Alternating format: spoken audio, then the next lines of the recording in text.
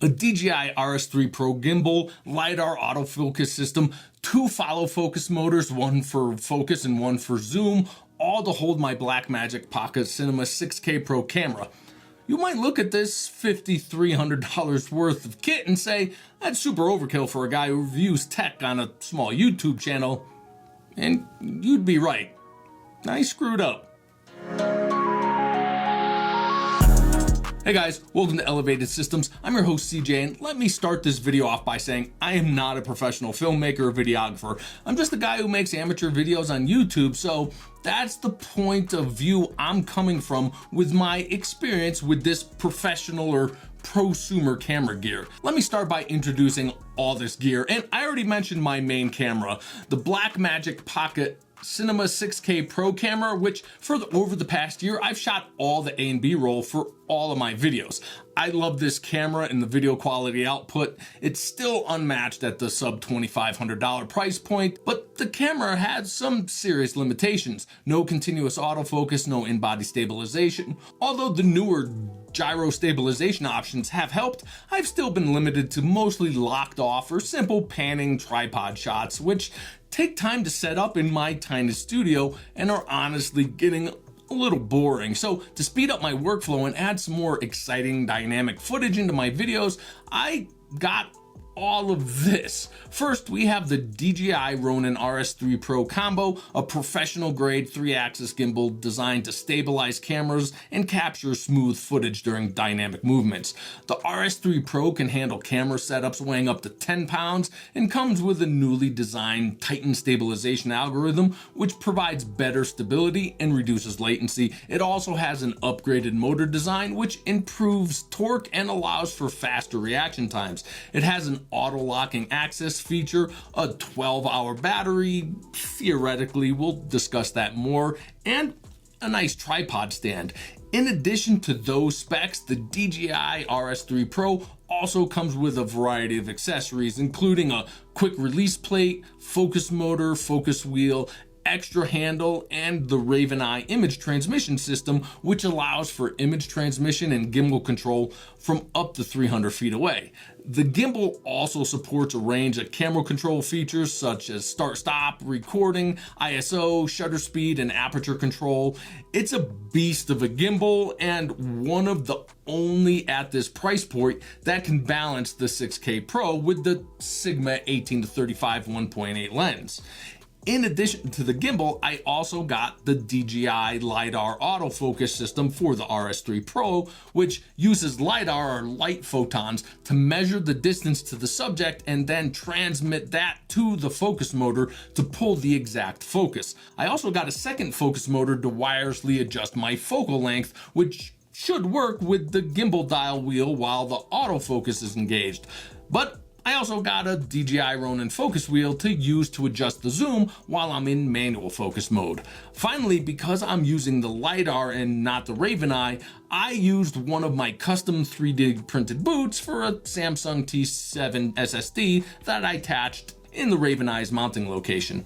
All of this should work together flawlessly to do just what I want it to do, but either due to my inexperience or actual hardware problems, but likely a combination of both, it doesn't. Now, before I get into the problems I've run into with this gimbal and the setup, let me show you how great the whole setup can be for run and gun filming. Now, like I said, I'm an amateur at best, but I was able to set up my camera, balance the gimbal without any significant issues. There was a problem with the LiDAR calibration, the autofocus on a photo lens, but I found a workaround for that. And then with zero gimbal experience or any training, I took this out to my son's lacrosse practice and, well, just see for yourself.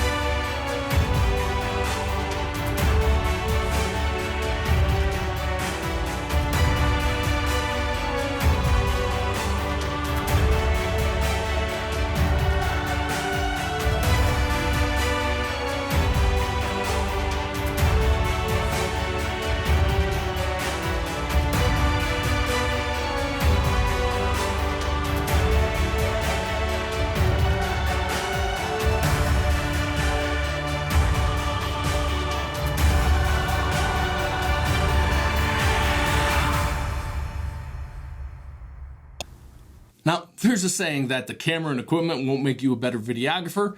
I kind of disagree. That's footage from a cinema camera with no autofocus, no stabilization, the rolling shutter issue, and I was able to get super sharp, smooth shots. And that footage even contains a huge user mistake, which the actual filmmakers watching probably noticed. This gimbal worked almost flawlessly. There was a bit more drift in the pan motor, even when making very slow changes in direction, but for this size camera, I think it was okay. Of course, I don't really have a frame of reference for that. The autofocus worked flawlessly. After reviewing the first several shots, I just about stopped looking at the display for focus peaking and just glanced occasionally for composition.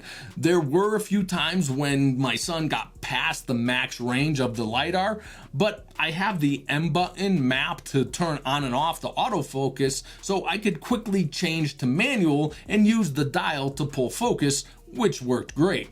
I changed the sensitivity of the dial and the joystick to work better for me, and I was even able to invert the joystick in the DJI app. That's a lot of really good things I love about the RS3 Pro. Now, let's look at some of the not so great things that I don't like. But first, this is the part of the video where most creators insert their sponsor spots, but I'm not gonna waste your time with sponsored content you don't care about. My channel is 100% independent, and the only sponsor I have are y'all, my awesome viewers. You guys are the reason that I'm able to keep making content that I'm actually passionate about. So if you appreciate the content I'm putting out, make sure to give the video a big thumbs up and hit that subscribe button so you never miss out on the latest tech news and reviews. Also, as I typically don't cover camera gear on the channel, the likes and shares on this video particularly will definitely help get it out to more of the interested audience. Okay, let's start with the RS3 Pro Combo itself. First, the LCD screen worked great indoors, but outside in the sun, it's not quite bright enough. The text menus were okay, I could see those, but the video was too dark to really make much out and even see which subject was being targeted. Next, while the Blackmagic 6K Pro has 2 1/4-inch mounting holes on the bottom, the quick release plate only has a single mounting screw, so I really had to torque that plate on tighter than I was comfortable with to get it to stay in place on my bulky camera. If I didn't, the camera would twist, which threw everything off. Also, the focus motor rods are only 12mm, and with a moderately long lens like my Sigma, they flexed enough that I needed to use the included leather strap to hold the focus motor on without slipping. I also noticed that the motor itself would also slip on the rod if you didn't really tighten it down hard. Standard 15mm rods would work better here. And finally, the biggest problem I ran into was battery life. While DJI says up to 12 hours of battery life, I'm not sure what best case scenario that is, but my full camera rig with the LiDAR and focus motors weighed just 6 pounds, so 4 short of the maximum payload, and in the about an hour of use out in the lacrosse field, the battery went from 100 down to 39%, so I can get best an hour and a half of use per charge, and considering it takes about 2.5 hours to recharge, that isn't great. And while DJI does sell the battery separately, they aren't cheap. Let's dive into the LiDAR autofocus system. While it works great out in the field, there are a few issues I've encountered. Firstly, when initially calibrating a lens like my Sigma that lacks hard stops, the system has trouble finding the focus start and stop points. Consequently, the motor keeps spinning in an automatic calibration loop, rendering the process ineffective. However, after calibrating the lens, one can manually set the start and stop points in the system settings. To do this, I manually grab the focus ring while it's calibrating to simulate the hard stop, allowing me to set the points manually afterwards. It may not be the most elegant solution, but it works. Secondly, the mounting location of the LiDAR camera is a bit problematic. It's positioned high over the sensor, leading to differences in the LiDAR camera's point of view and the actual camera camera's point of view. As a result, the focus point can be off in closer shots, especially when using quick dolly or push in and out shots or quick pans and orbits. The LiDAR grabs focus above the subject or object being shot. Although it's possible to switch the focal point option and draw in a local focal point, this method isn't always ideal. Furthermore, in tracking mode, the LiDAR camera can track high while the actual camera composition is too low, causing issues in framing. For example, in one shot where the LiDAR is tracking my face, it should be centered in the frame, but it's off. As I move closer, the camera centers at about my collarbone. Now, I've seen people mount the LiDAR underneath, right under the lens. I just don't have the room under here to do that, and I'm sure there's probably some combination of standard mounting components, or I can even design and print something that'll work, but we'll get back to that. Let's talk about the second focus motor and dial that I picked up. My plan was to use these for zoom control in two different ways. First, with the autofocus enabled, I wanted to control the zoom using the front gimbal dial. Then, with autofocus disabled, I could use the gimbal dial for focus and the second dial for zoom. But here's the problem. It just doesn't work. When you daisy chain the new motors together, it totally freaks out the autofocus system. The light starts flashing randomly, the autofocus engages and disengages rapidly, and even the touchscreen stops responding. Plus, although the second motor can control zoom, the autofocus system doesn't really work anymore. Apparently, the only way to get this to work is to use the older focus motor for zoom. Man, that's a bummer, but I guess it makes sense because the lens calibration data is stored in the motor, not the LiDAR, so having two motors, I guess, just confuses the system. Now, even disabling autofocus doesn't give me the control I want. If you daisy chain them, one dial controls both motors, and even though you can change which dial works, both motors still move. The only way it works is if you plug the motors directly into the bottom two USB-C ports on the gimbal, then you can control focus and zoom independently and even change which dial controls what. Unfortunately, you have to completely disconnect the LiDAR for this to work. I tried one of the motors on the top gimbal port, but it doesn't work. So if you're not using the LiDAR or the Raven Eye, this setup does work, and you can even set start and stop points on the second dial. So for me, because of all those issues and the fact that for what I do, I don't think the LiDAR extra motor and dial are worth the $800 I spent on them. Here's a quick unsetup and reboxing montage because luckily I'm still in the return window, so these will be going back to Amazon. As far as the gimbal itself, I still have a week left in the return window, and I've been practicing in the studio with dynamic movements while manually pulling focus, and being able to manually set the focus start and stop points in a more narrow range has helped a lot. I also need to test out the Raven Eye, which I haven't even taken out of the box yet, but I just ordered a whole bunch of stuff to build out a complete handheld rig with a flycam vest, which I'll test out against the gimbal and see which works better for my workflow with the 6K Pro.